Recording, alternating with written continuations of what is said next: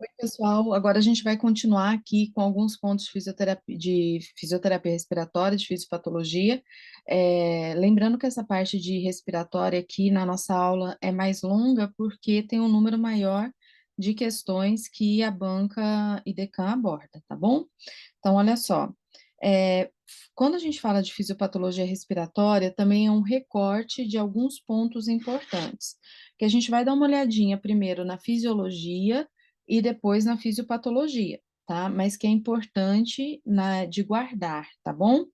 Bem, um ponto importante diz respeito aos volumes e capacidades pulmonares, tá joia? Então, a gente tem que saber que a gente tem 4 volumes e 4 capacidades. Volume corrente, volume de reserva ins, volume de reserva ex e volume residual. O que que eu preciso saber? O que que significa cada volume? Então, que está escrito aqui. Volume corrente é o volume de ar inspirado e expirado a cada respiração normal. Reserva ins, volume máximo de ar que pode ser inspirado após uma inspiração espontânea. Isso significa um volume extra de ar inspirado além do volume corrente normal. Volume de reserva ex, máximo de volume extra de ar que pode ser expirado em uma expiração forçada após expiração espontânea. E volume residual, volume de ar que fica no pulmão após uma expiração forçada máxima. Saber então quais são os volumes, o que que significa cada um deles e qual é o valor estimado, né, médio deles.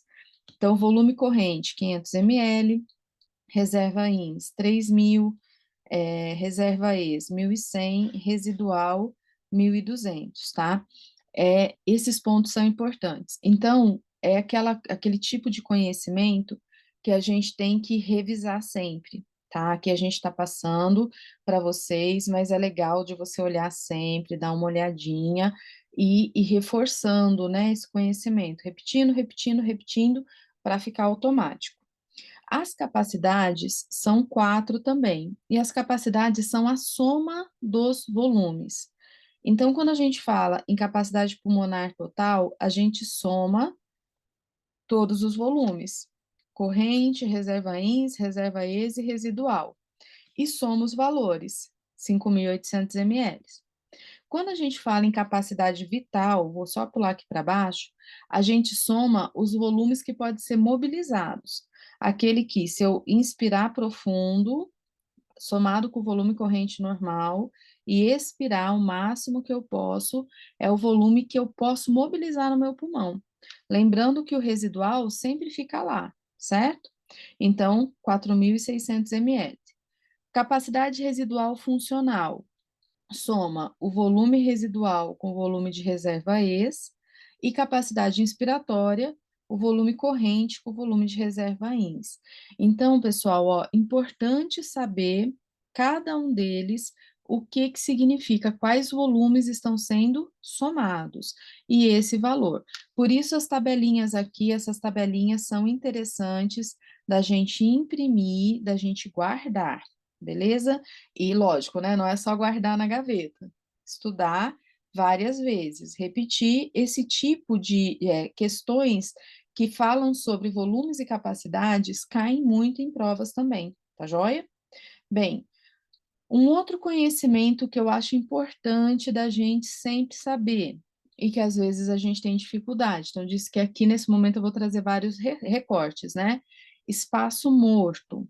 Espaço morto, quando a gente fala em fisioterapia, né, na parte respiratória, é o espaço onde não tem troca gasosa, tá? Então, espaço morto é onde não tem troca gasosa. Quando a gente vê espaço morto, a gente tem o espaço morto anatômico, que é normal, que é um volume de gás que permanece nas vias aéreas de condução, onde não tem troca gasosa. Nesse ponto não há troca, corresponde em média a 150 ml do ar que a gente respira. Então, em torno de 150 ml fica nas nossas vias de condução. E a gente também tem o espaço morto fisiológico. O espaço morto fisiológico, pessoal, normalmente ele vai estar alterado quando a gente tiver uma doença respiratória. Por quê? Ele é a soma do espaço morto anatômico com outros volumes gasosos pulmonares que não estão fazendo troca. Então, por exemplo, você tem uma doença que está bloqueando o seu alvéolo, está fechando o seu alvéolo, que é a telectasia. Então, naquele espaço onde o alvéolo está colabado, não vai ter troca, certo?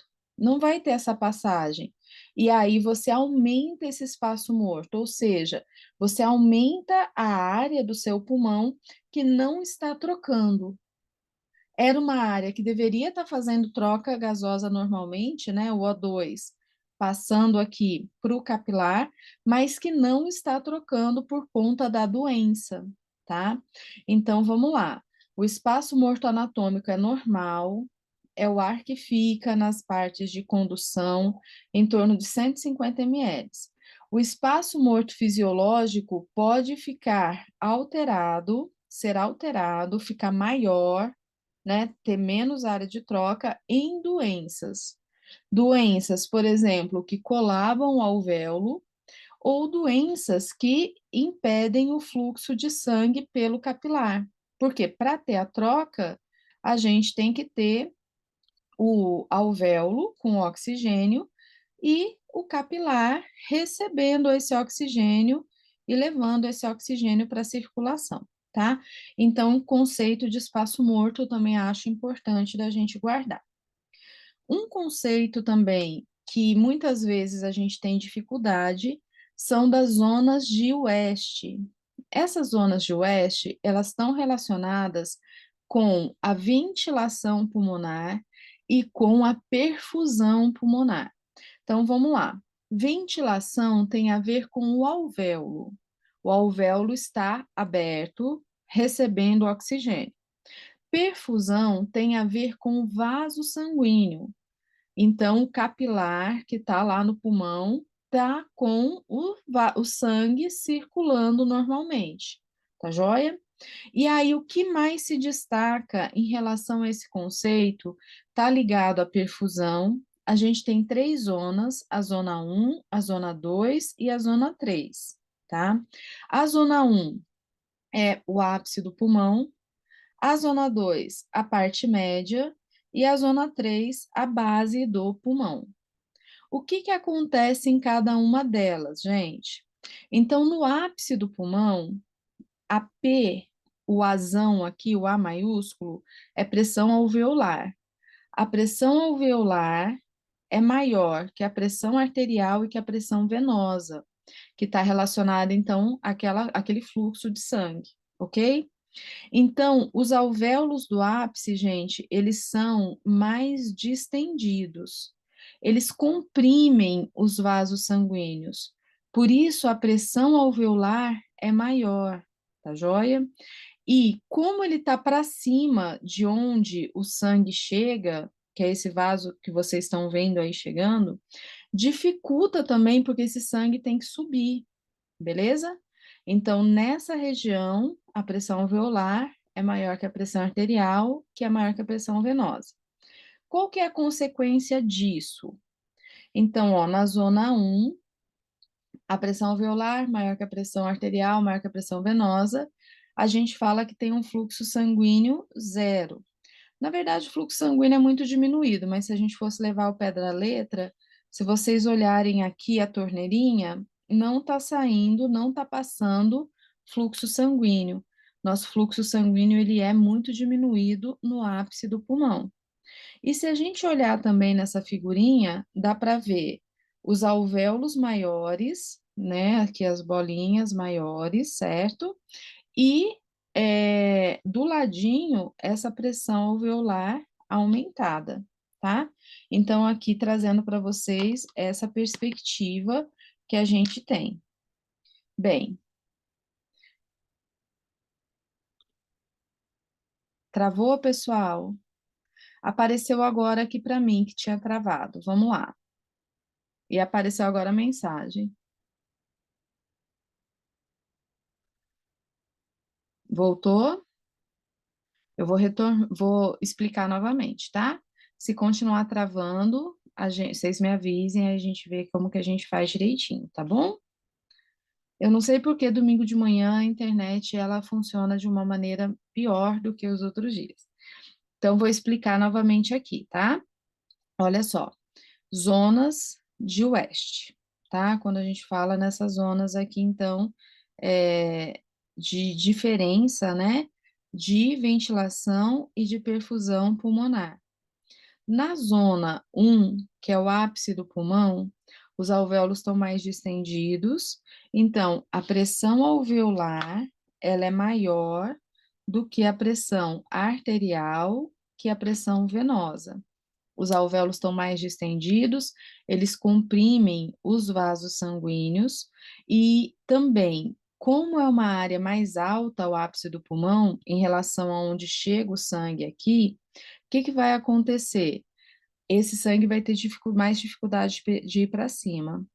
Quais que são as consequências disso?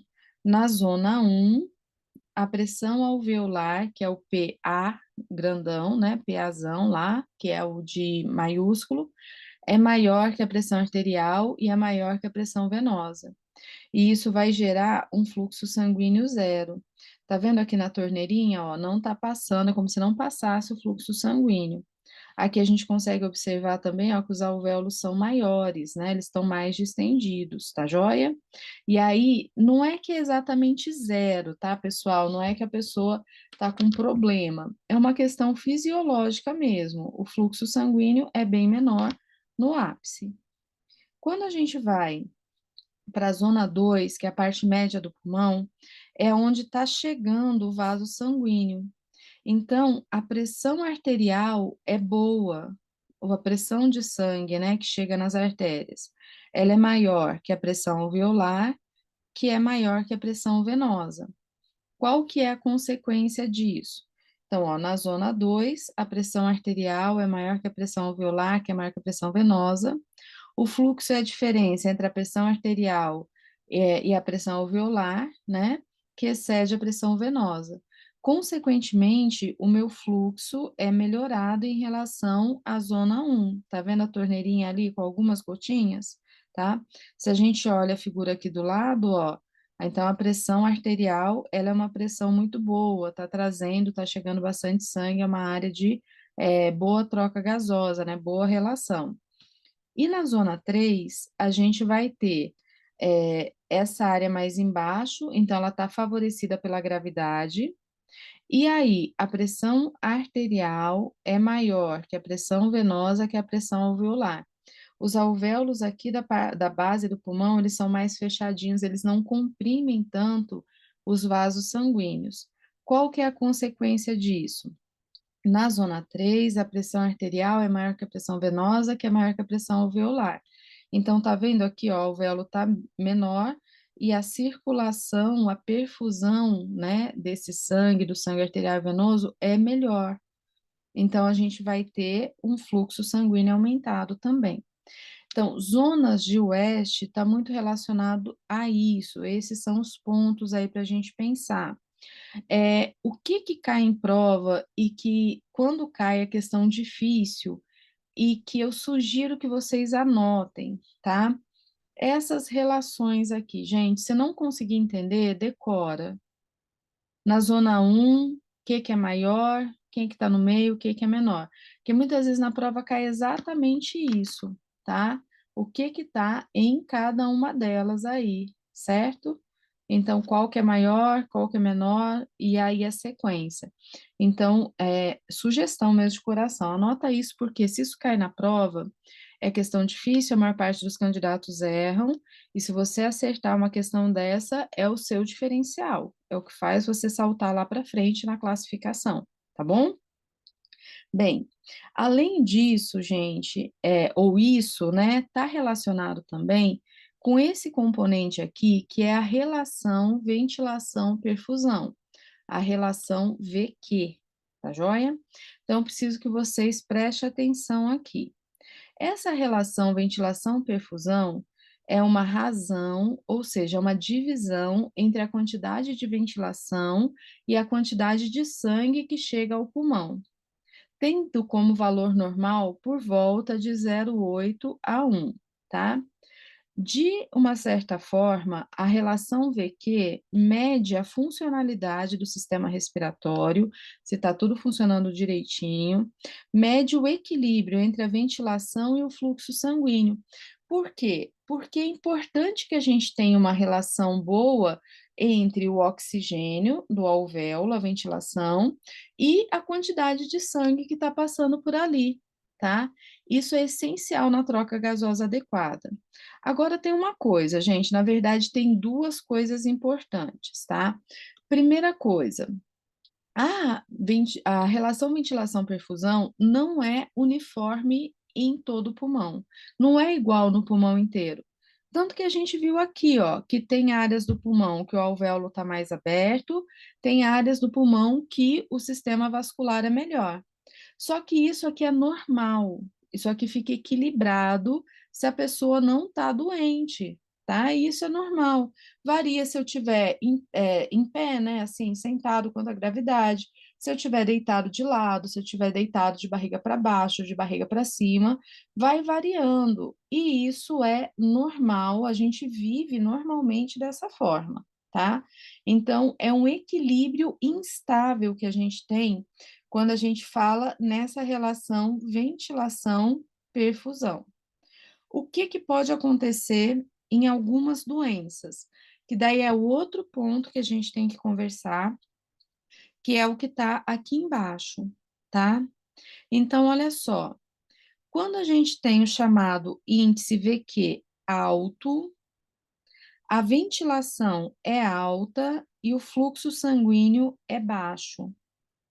Produz aumento do espaço morto. Lembra que era o espaço morto? Regiões onde não tem troca.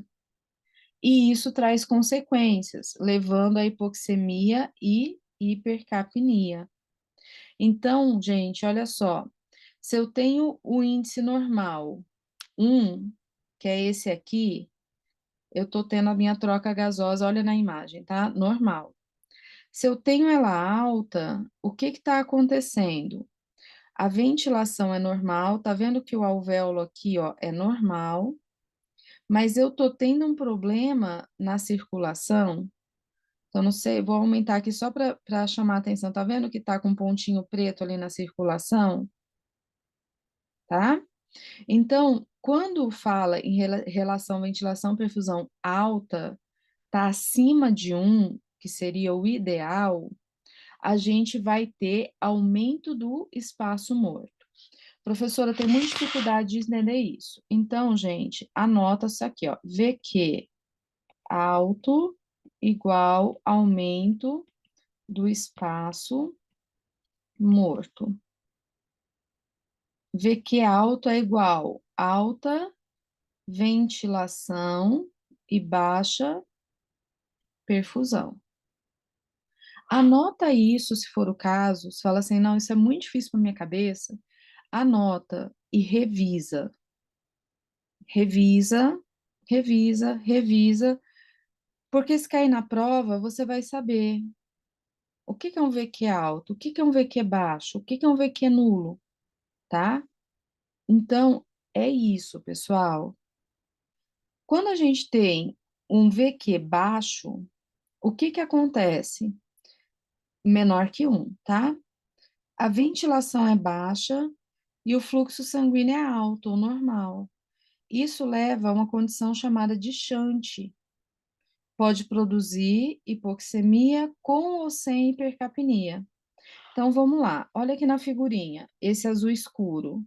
O VQ é baixo, tá vendo que é 0,1 aqui? O que que é o VQ baixo?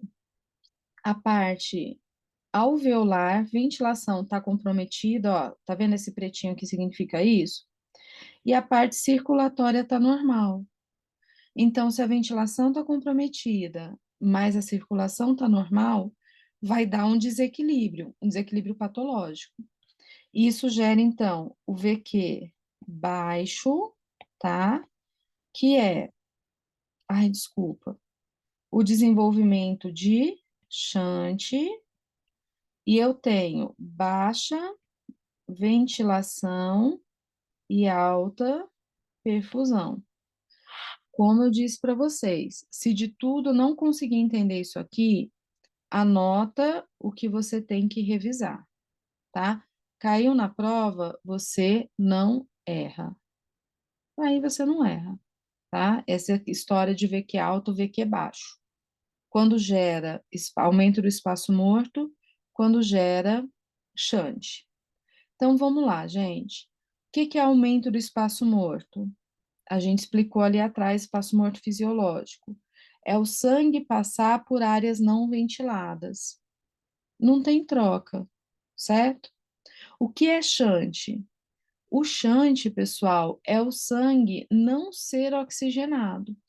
Então, ele está passando ali, certo? E o que está acontecendo? Não está recebendo oxigênio.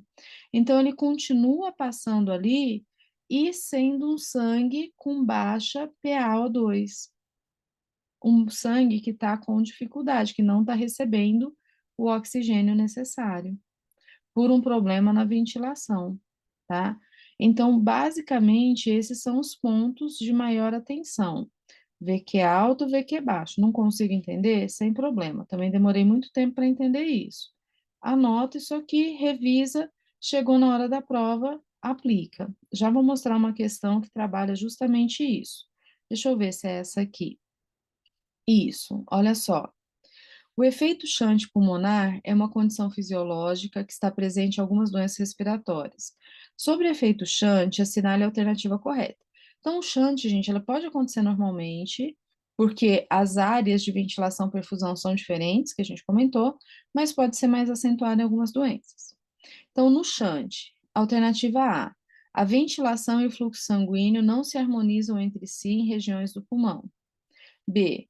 Áreas do pulmão são adequadamente perfundidas, mas não são adequadamente ventiladas. C. Áreas do pulmão são adequadamente ventiladas, mas não são adequadamente perfundidas. D. Áreas do pulmão são adequadamente ventiladas e adequadamente perfundidas. E aí, pessoal, o que é o shunt? Áreas pouco ventiladas e bem perfundidas. Qual que é a alternativa aqui? Ó, são adequadamente perfundidas, mas não adequadamente ventiladas. Alternativa B. Então, foi o que eu disse para vocês. Tenho dificuldade de entender essa parte? Decore isso aqui, certo? Essa relaçãozinha aqui. Algumas vezes a banca coloca VQ baixo ou VQ alto. Às vezes ela coloca shunt, mas a gente tem que saber o que significa. Para baixo, ventilação, para cima, perfusão. Dê o jeito de decorar isso. Porque se cair esse tipo de questão na sua prova, o que você vai fazer, gente? Você vai acertar. E o que seu concorrente vai fazer? Vai errar. E aí você pulou lá para frente. Fala, você acertaria essa questão? Eu teria dificuldade, tá, pessoal? Eu falo bem a verdade para vocês. Eu, Mara, teria dificuldade se eu não tivesse estudando isso aqui de maneira focada, porque eu acho uma parte difícil. Eu, Mara, acho difícil. Então, por isso, gente, que quando eu venho aqui dar aula para vocês, eu tento fazer de uma forma para facilitar o seu processo. E muitas vezes é porque eu sinto a dificuldade. E daí a gente tenta facilitar, porque o que importa é acertar a questão. O que importa é isso, tá joia? Às vezes a gente vai entender bem o conteúdo, às vezes a gente não vai entender bem o conteúdo, mas eu preciso acertar a questão. Esse é o ponto, beleza? Então guarde isso aqui, ok? Bem, alguns outros pontos que eu acho interessante falar, ainda nesse recorte de fisiologia e fisiopatologia, é sobre a PaO2. Vamos lá, pessoal, o que é a PaO2? É a quantidade de oxigênio medido no sangue arterial, tá?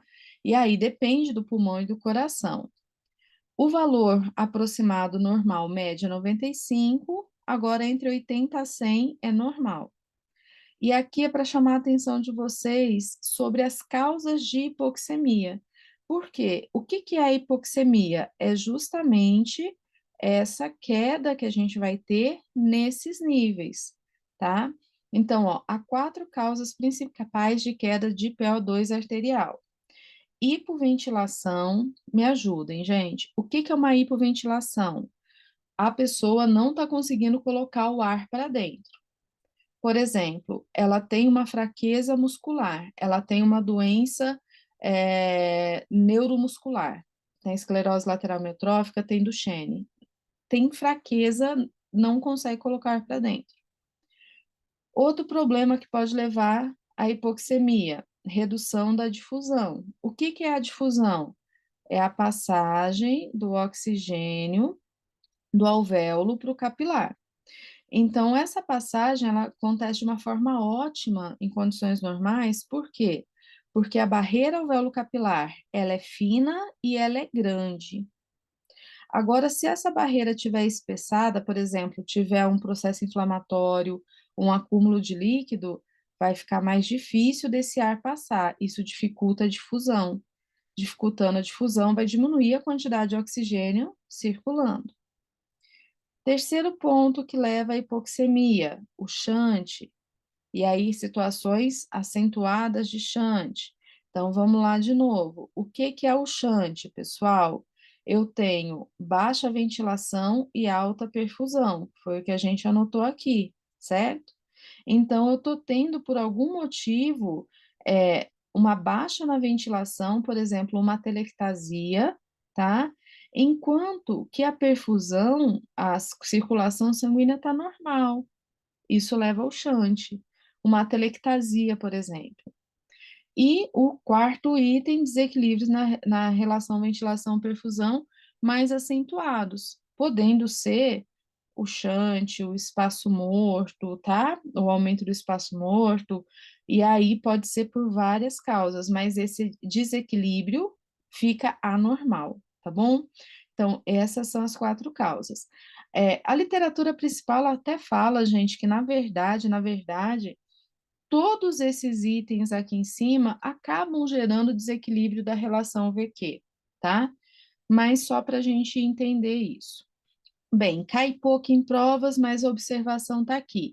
Uma quinta causa de redução de PO2 inspirada é vista em circunstâncias especiais, como em moradores de grandes altitudes e quando respira uma mistura gasosa com baixa concentração de oxigênio, que é acidente de mergulho normalmente.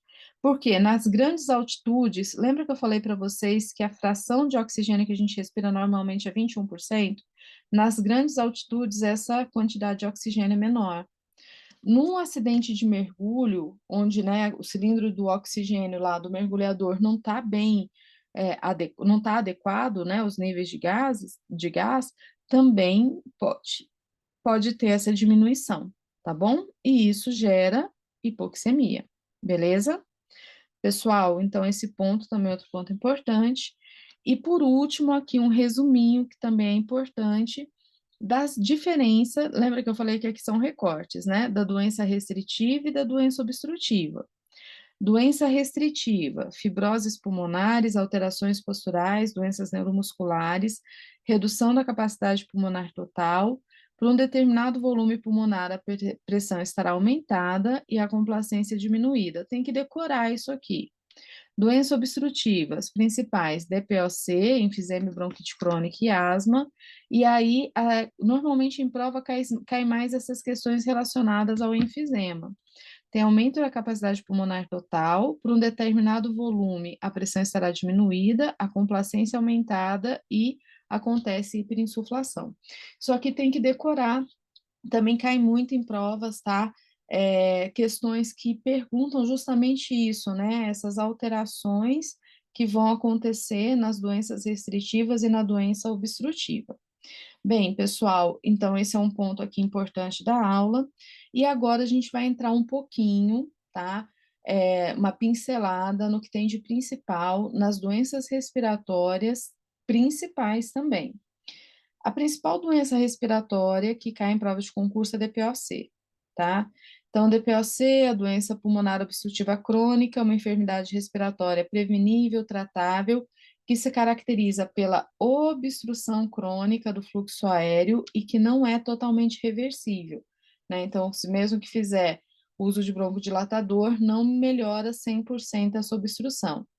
A obstrução, geralmente progressiva, está associada com resposta inflamatória anormal dos pulmões e a inalação de partículas ou gases tóxicos, principalmente pelo tabagismo.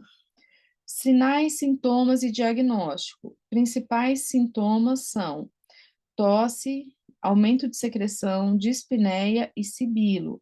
Lembrando que sibilo é uma condição que a gente sempre tem que relacionar com o broncoespasmo, né? Que é aquela contração anormal do músculo liso que forma a parede dos brônquios, tá? Como que faz diagnóstico? Analisa a história do paciente, de exposição a fator de risco, como tabagismo, poeira ocupacional, fumaça de lenha, fatores individuais conhecidos, como deficiência de alfa-1 antitripsina, que faz um exame também. A espirometria é um marcador importante da doença obstrutiva, é feito o teste pré e pós-broncodilatador, e outros exames são a radiografia de tórax, que a gente já vai falar um pouquinho também, e a oximetria e gasometria. Só para chamar a atenção, gente, a característica principal do DPOC é estado de hipercapnia, que é o quê? Aquela retenção do CO2, o aumento da PaCO2, tá? Ah, esse paciente também pode ter hipoxemia? Pode, também normalmente vai desenvolver diminuição da PaO2. Mas lembrar que na doença obstrutiva, uma das principais características é o aumento, a retenção de CO2, o aumento da PaCO2. Vamos lá, pontos importantes. O paciente com DPOC, e isso vai repercutir na radiografia, ele desenvolve o chamado tórax globoso ou em tonel. Eu até já falei disso para vocês na aula de avaliação, mas é tão importante que eu vou repetir aqui, tá? Então, quais são os pontos importantes, pessoal? O eixo anteroposterior é igual ou maior que o transverso, quando o normal seria o inverso. Transverso aqui, anteroposterior aqui. Então, por isso que fica nessa forma aqui de tonel. Todos esses detalhes têm que estar decorados, tem que estar entendido para você fazer prova. A caixa torácica perde a movimentação normal, os espaços intercostais estão aumentados, o diafragma está horizontalizado, então diminui aquela forma de cúpula e a zona chamada de zona de aposição, tá? Que é essa forma da cúpula aqui com a caixa torácica.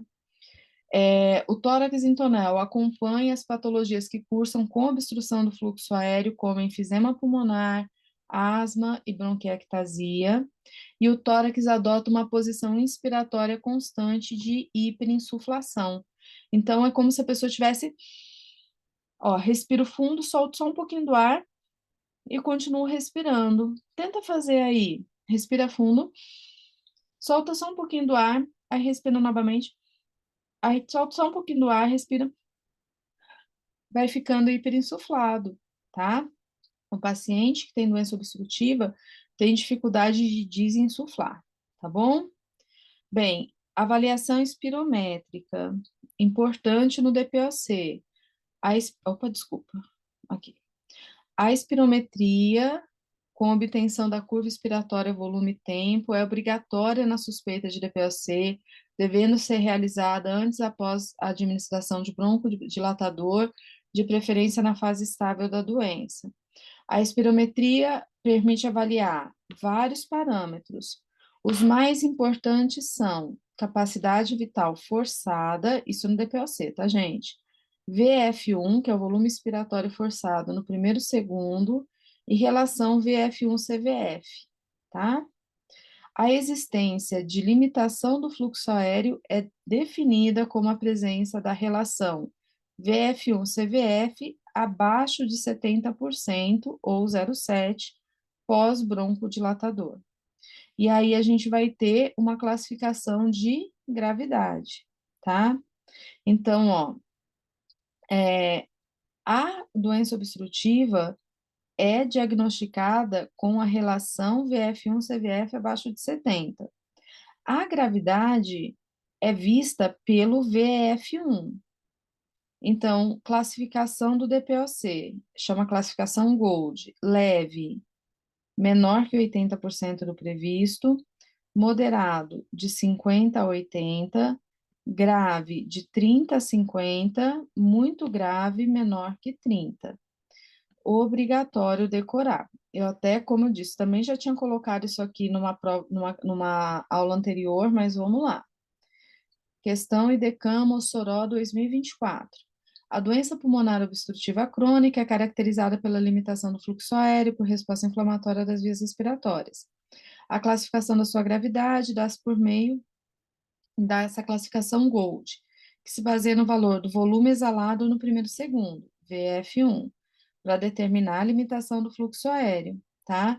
Então, quanto maior a limitação do fluxo aéreo, gente, que é representada pela dificuldade de fazer, né, essa expiração forçada no primeiro segundo, porque em condições normais, quando a gente sopra, a maior parte do ar a gente elimina no primeiro segundo, tá? Então, assinale a alternativa que indica a classificação Gold leve. A, entre 50 e 60. B, Gold 3, né, de 45 a 50. C, Gold 4, VF1 menor que 30. D, Gold 1 menor que 80. E, Gold 2, de 30 a 70. Volta aqui, gente. É isso aqui que você tem que guardar, tá? Qual que é o leve? O leve está na alternativa D, né? Gold 1, VF1 menor que 80, ok?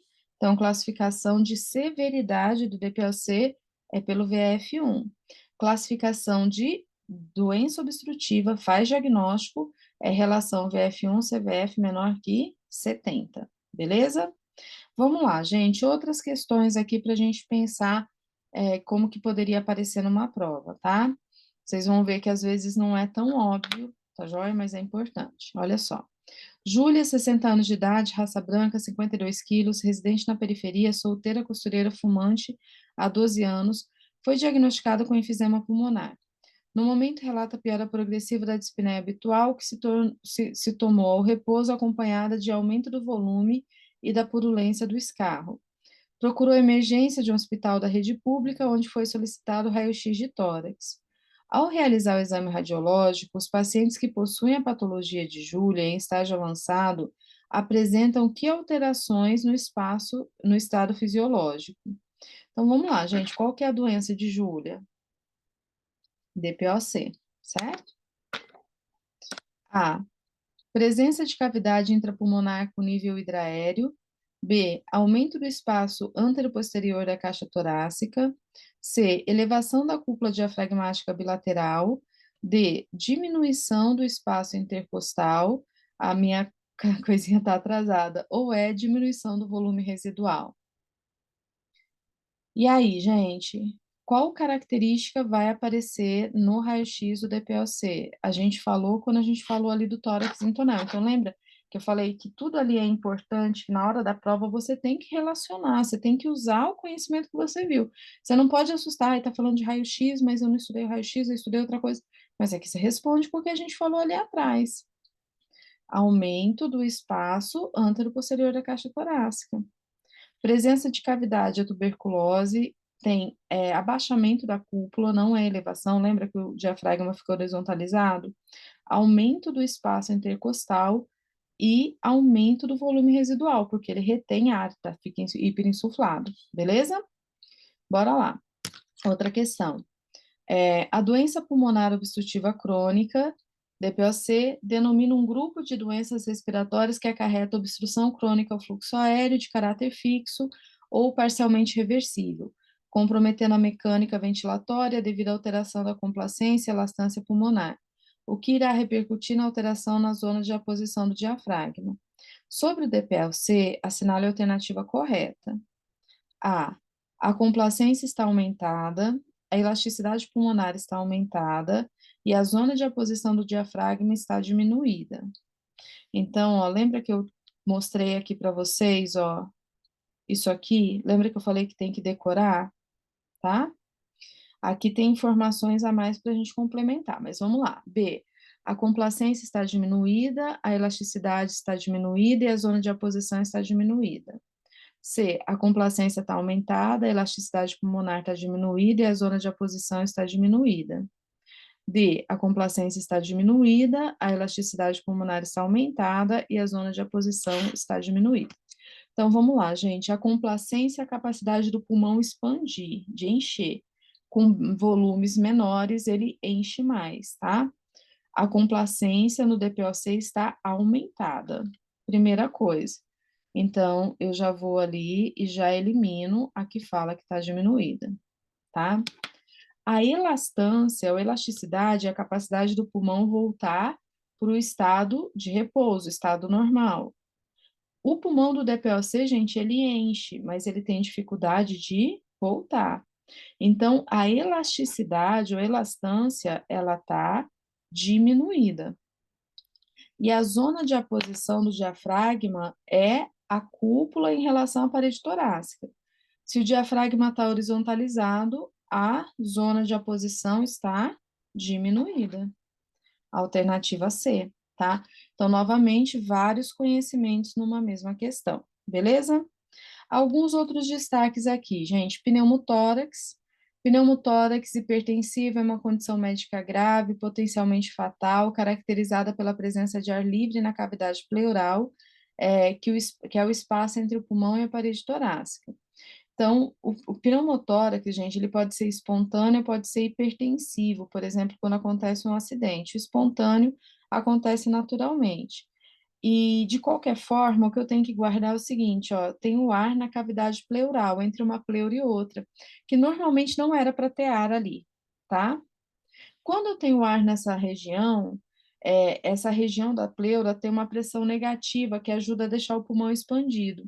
Se eu tenho ar nessa região, gera uma pressão positiva na pleura que empurra o pulmão.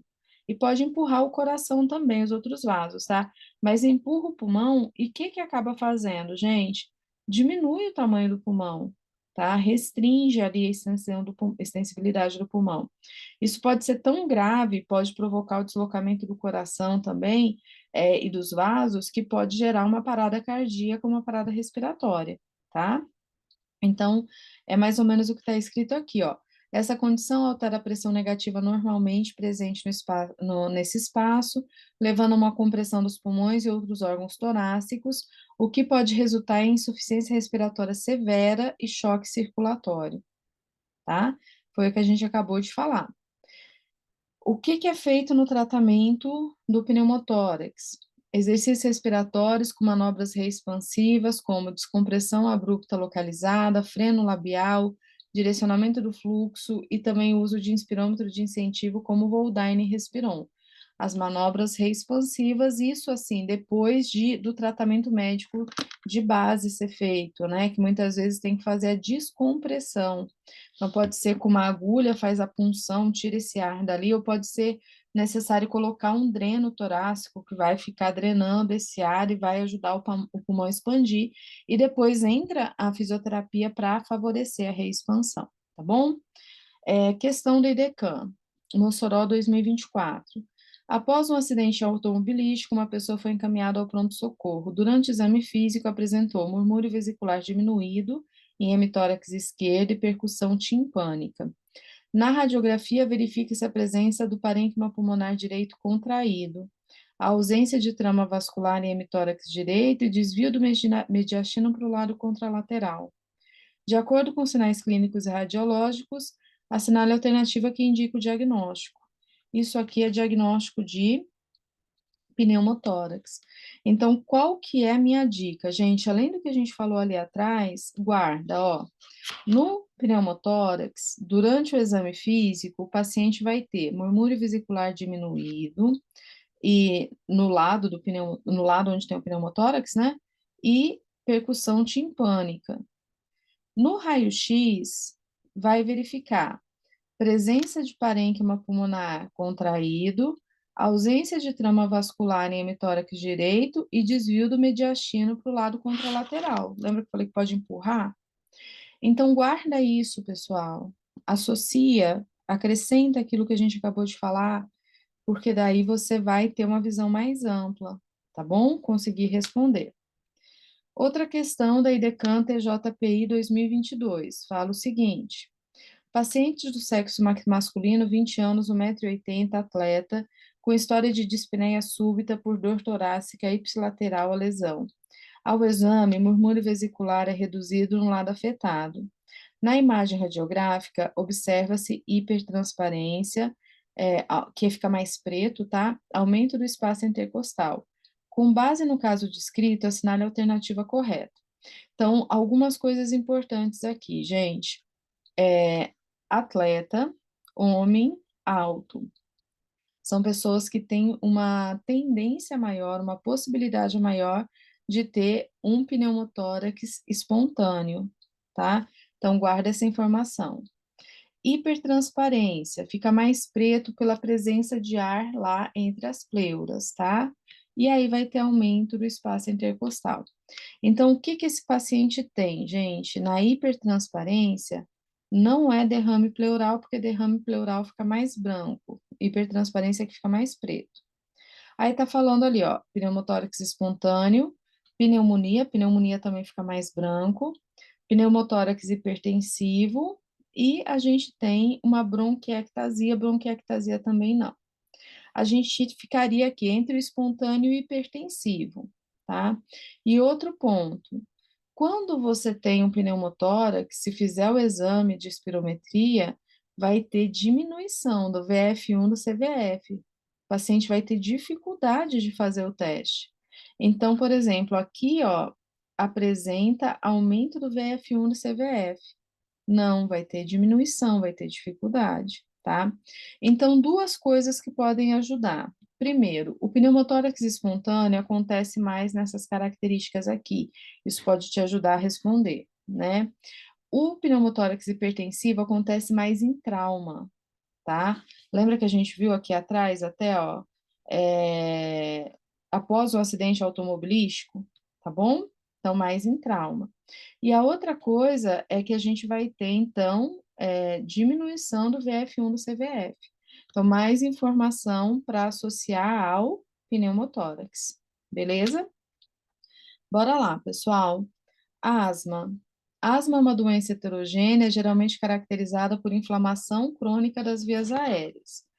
Vamos continuar aqui. É uma doença obstrutiva do fluxo, tá joia? É uma doença que cursa com broncoespasmo. Então, são palavras que a gente sempre tem que associar com a asma quando a gente fala da asma, tá? Doença obstrutiva, cursa com broncoespasmo, que é aquele aumento de reação, né, do músculo liso, tá joia? E também, gente, a asma é uma doença que está muito relacionada a um processo alérgico, uma resposta exacerbada a um estímulo que é recebido, tá? Então, vamos guardar alguns pontos. Ela é definida pela história de sintomas, tais como sibilo, que está relacionado com broncoespasmo, dispneia, opressão torácica, né, que é sensação que está realmente apertando, tosse, que vai variar de acordo com a limitação do fluxo aéreo. O que, que é mais interessante aqui da gente relacionar, né, com a asma na nossa preparação? O tratamento fisioterapêutico, tá? Então, os objetivos: reduzir o desconforto respiratório, a dispneia, melhorar a mecânica respiratória, melhorar a força muscular, nos casos de fraqueza dessa musculatura, melhorar o condicionamento cardiorrespiratório, promover a higiene brônquica quando necessário e melhorar a qualidade de vida. Estudos prévios investigaram o efeito do exercício respiratório, do treino muscular respiratório, da reabilitação pulmonar e das técnicas de higiene brônquica em paciente asmático. E o que, que a gente tem de evidência? Os exercícios respiratórios melhoram a função pulmonar, embora reduza os sintomas e a medicação de resgate e melhora a qualidade de vida, né? Então, desculpa, não há evidências que esse exercício melhore a função pulmonar, mas reduz sintoma e a medicação, tá? E melhora a qualidade de vida. O treino muscular respiratório diminui a dispneia, aumenta a força da musculatura inspiratória e melhora a capacidade de exercício. O treinamento físico, que é o principal componente da reabilitação pulmonar, leva à melhora dos sintomas respiratórios, da capacidade funcional e da qualidade de vida. E, por fim, não há evidência científica que suporte a realização de técnicas manuais de higiene brônquica, como, por exemplo, tapotagem, vibração, compressão.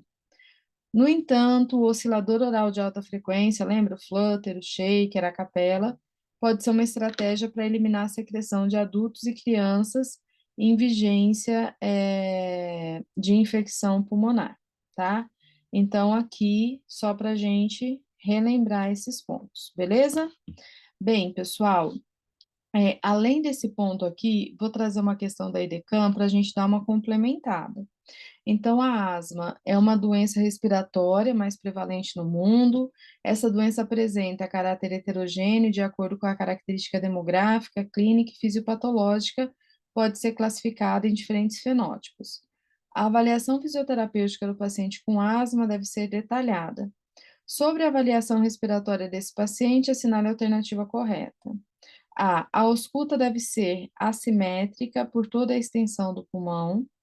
B. A percussão torácica é realizada por meio de leves batidas na superfície do tórax, de forma lenta e assimétrica em um lado do tórax. C. A cirtometria é uma técnica objetiva que pode ser utilizada para avaliar a mobilidade torácica. E D. Para avaliação do flêmito tórax vocal não é necessária a colaboração do paciente. Gente, então está relacionando com a avaliação, mas eu achei interessante da gente trazer aqui, que a gente não tinha visto essa pergunta ainda, tá? Bem, gente, a ausculta deve ser assimétrica? Não, regra de ausculta é que ela seja simétrica, né? De um lado e de outro, simétrico para a gente comparar, tá? A percussão deve ser assimétrica? Não, mesma regra. Bate de um lado, faz percussão do lado, faz percussão do outro. Avaliação do frêmito tóraco-vocal, que pede para o paciente, né, falar, e a gente vai verificando justamente como que eu posso dizer, esse movimento do som, né, no tórax. É necessária a colaboração? É necessário, fala aqui que não é. Então, letra C, a cirtometria é uma técnica objetiva que pode ser utilizada para avaliar a mobilidade torácica. Cirtometria faz a medida aqui da circunferência torácica com a pessoa sem respirar, né, em apneia, depois inspira e faz a medida novamente. Então, para ver o quanto que está expandindo. Então, essa seria a nossa resposta, tá? Bem, próximo ponto, gente, a atelectasia. A atelectasia é a perda da expansibilidade ou colapso pulmonar. Pontos principais. Aqui ficou pequenininho, eu vou aumentando, tá? A atelectasia ou colapso alveolar é uma complicação respiratória secundária a patologias obstrutivas ou de situações cirúrgicas, impedindo a passagem de ar pelos brônquios de maior ou menor calibre, levando ao colapamento alveolar de parte de todo o pulmão, podendo ocasionar uma insuficiência respiratória aguda. Etiologias principais da atelectasia, vai aparecer aqui abaixo. Então, a gente vai ter, ó, obstrução intrínseca das vias respiratórias por corpo estranho, tumor, tampão mucoso, compressão extrínseca das vias respiratórias por tumor, linfadenopatia, supressão da respiração ou tosse, no caso de anestesia geral, sedação excessiva, dor, posicionamento em decúbito dorsal, particularmente pacientes obesos e naqueles com cardiomegalia, compressão ou colapso do parênquima pulmonar por grande derrame pleural ou pneumotórax, tá? Então, são alguns pontos aí que chamam a atenção de fatores que podem levar à atelectasia, beleza? Deixa eu só passar aqui para o outro ladinho.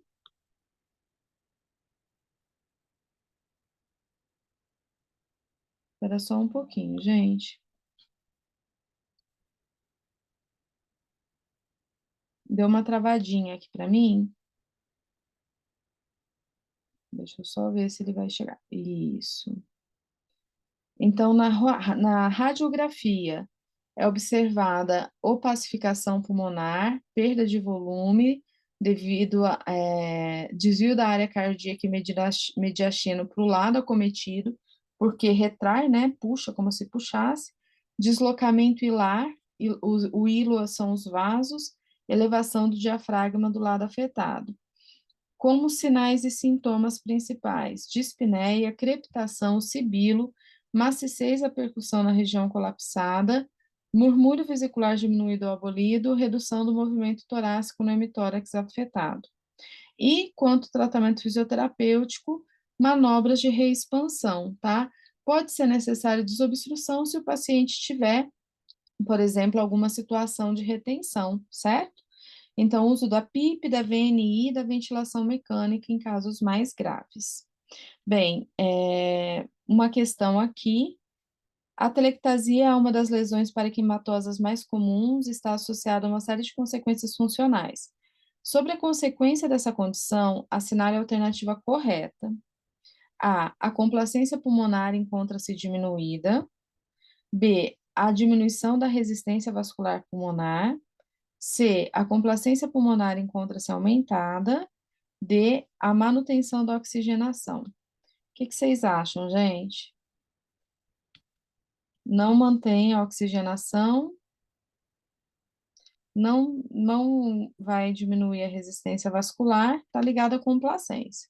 A complacência está diminuída ou aumentada? Complacência é a capacidade de expandir. A complacência está diminuída, tá? Então, aqui a gente observa algumas formas que a banca pode cobrar, beleza? Bem, vamos encerrando por aqui essa parte da aula, pessoal.